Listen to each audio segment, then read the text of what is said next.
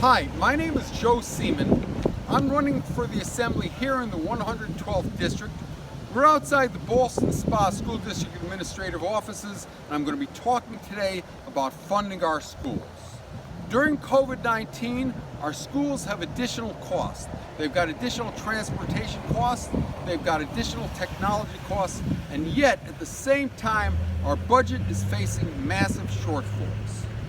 So instead of cuts, and there are proposed 20% cuts to our schools, I'm going to talk about how we can fully fund our schools. And the way we do this is by taxing the ultra-wealthy, simply making them pay their fair share of taxes.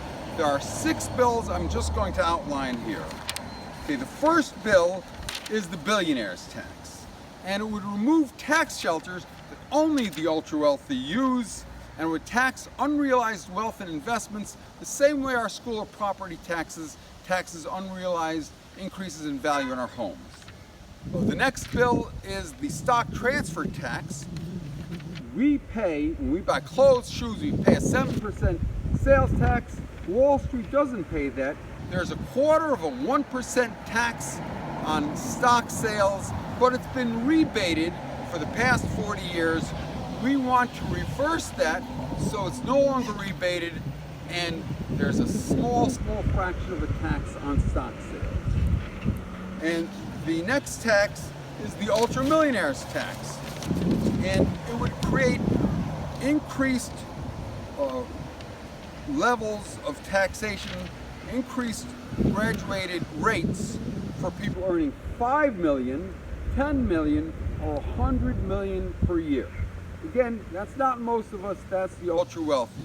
Just higher rates for their taxes. Another tax is the stock buyback tax. Many corporations buy back their stocks. Doesn't do any good. Let's tax that. Doesn't do any good for us. And then there's the pied-à-terre tax.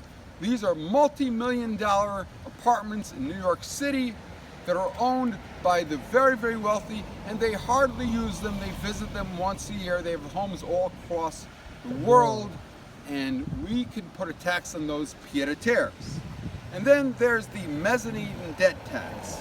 And so big commercial real estate uses different ways of mortgaging and financing their properties that aren't taxed the same way our residential mortgages are taxed, and we can simply tax that. So those are the 6 bills. There are more that we can do that can raise enough money to fund our schools so that during COVID-19 our schools won't have to worry about not having enough money to safely open. So we're hoping that everybody will be safe, everybody will be okay when these schools open up in person in a couple of days, and we want to make sure that our kids don't lose out from budget cuts. Thank you.